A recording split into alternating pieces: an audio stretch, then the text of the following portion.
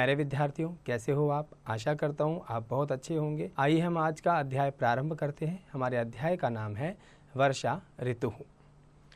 भारत देश ऋतूनाम देशो अस्ति, अर्थात भारत देश ऋतुओं का देश है। अत्र षड ऋतवो भवन्ति, यहाँ पर 6 ऋतुएं होती हैं। ग्रीष्मः, वर्षा, शरदः, हेमन्तः, शिशिरः, वसंतश्च, अर्थात वर्षा ऋतु, शरद ऋतु, हेमंत ऋतु, ग्रीष्म ऋतु, शिशिर ऋतु और वसंत ऋतु। वर्षा ऋतु ग्रीष्मात् अनंतरम आगच्छति, वर्षा ऋतु ग्रीष्म ऋतु के बाद आती है। एतस्य कालः जुलाई मासतः सितंबर मास पर्यंतम भवति, अर्थात इसका समय जुलाई महीने से सितंबर महीने तक होता है। श्रावण भादौ च अस्य भारतीयौ मासौ स्त, अर्थात श्रावण और भाद इसके भारतीय हैं। ग्रीष्मस्य तापेन संतप्ताः पृथिवी वर्षायाः आगमनेन शीतला शांता च भवति, अर्थात ग्रीष्मस्य तापेन गर्मी के ताप के से संतप्त पृथ्वी जो है वर्षा के आगमन पर ही शांत होती है।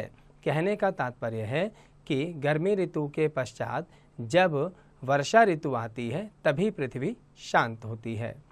आकाशः कृष्णैः मेघैः आगच्छन् भवति, आकाशः कृष्णैः मेघैः, अर्थात आकाश में कृष्णैः मेघैः काले बादल आच्छन्न भवति, अर्थात आकाश में काले बादल छा जाते हैं।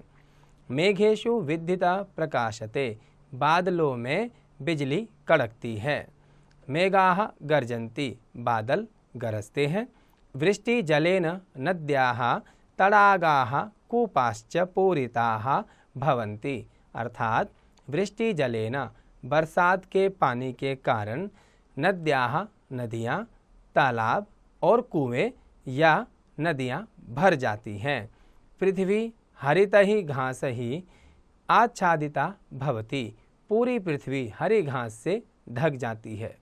वृक्षेषु लतासु च नवीनानि पत्राणि आगच्छन्ति, वृक्षों पर और लताओं पर नए नए वृक्ष आते हैं। प्रकृति ही शोभना नारीव शोभते, प्रकृति मानो नारी की शोभा के समान दिखाई देती है। मयूराः मेघान दृष्ट्वा नृत्यन्ति, मोर मेघों को देखकर अर्थात बादलों को देखकर नृत्य करते हैं। मंडूकाश्च कुर्दन्ति टर टर इति रटन्ति च, और मेंढक इधर से उधर कूदते हैं और अपनी आवाज़ टर टर करते हैं। वर्षा कालः अतीव लाभदायको अस्ति, वर्षा का समय बहुत अधिक लाभदायक होता है। अस्माकं देशस्य कृषि मुख्यतः वर्षा जलम आश्रयति, हमारे देश की खेती मुख्य रूप से वर्षा के जल पर आश्रित है, अर्थात उसी पर निर्भर करती है। उत्तमा भी वर्षा भी उत्तमा कृषि भवति, अच्छी बारिश होने पर अच्छी खेती होती है। अस्मिन् ऋतौ श्री कृष्ण जन्माष्टमी, रक्षाबंधनम, स्वतंत्रता दिवसादय उत्सवाः आयोजिताः भवन्ति, अर्थात इसी ऋतु में श्री कृष्ण जन्माष्टमी, रक्षाबंधन और स्वतंत्रता दिवस मनाए जाते हैं। वर्षा काले सर्वत्र पर्याप्तम जलम भवति, वर्षा के समय सब जगह पर्याप्त जल होता है। किंतु वर्षा कालात् अनंतरम बहुषु स्थलेषु जलाभावः उत्कटः भवति, लेकिन वर्षा कालांतरम बरसात के बाद बहुत स्थानों पर जल का भयंकर अभाव होता है। अतः इदानीं वर्षा काले वर्षा जलस्य संग्रहाय विविधाः उपायाः क्रियन्ते। इदानीं इस समय वर्षा काले अर्थात बरसात के समय वर्षा जलस्य बरसात का जल को इकट्ठा करने के लिए अनेक उपाय किए जाते हैं। ग्रामेषु ये तडागाः भवन्ति तत्र वर्षा जलम सुरक्षितम भवति, गाँव के अंदर जो तालाब होते हैं वे वर्षा के जल को सुरक्षित करने के लिए अच्छे उपयुक्त माने जाते हैं। नगरेषु अपि लघुजलाशयं निर्माय वर्षा जल संरक्षणं क्रियते। नगरों में अर्थात शहरों में भी छोटे छोटे जलाशय बनाकर जल की संरक्षणता की जाती है। वर्षा कालस्य काश्चित् हानयो अपि संभवन्ति, अर्थात वर्षा कालस्य बरसात के समय कुछ हानियां भी होती हैं।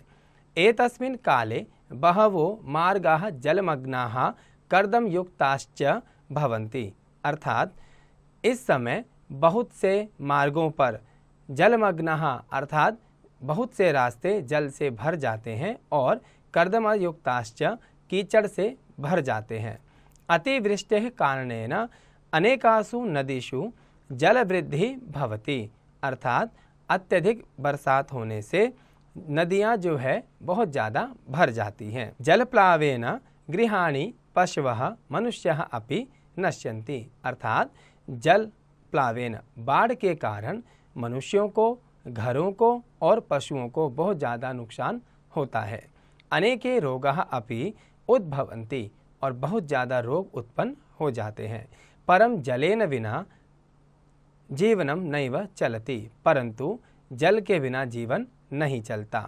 अतः वर्षतु प्राणिनां कृते शुभदायक अस्ति, इसीलिए वर्षा ऋतु प्राणियों के लिए बहुत अधिक शुभ होती है। प्यारे विद्यार्थियों, मैं आशा करता हूँ वर्षा ऋतु, ग्रीष्म ऋतु, शिशिर ऋतु या अन्य ऋतु के विषय में आपने यहाँ विस्तार से पढ़ा होगा। मुख्य रूप से हमने यहाँ वर्षा ऋतु के बारे में जाना कि वर्षा ऋतु कभी कभी लाभदायक और कुछ स्थानों पर हानि भी देती है। प्यारे विद्यार्थियों, मैं आशा करता हूँ इस पाठ का हिंदी भावार्थ आपको समझ आया होगा। आप भी अपने स्तर पर इसका हिंदी अनुवाद जरूर कीजिएगा।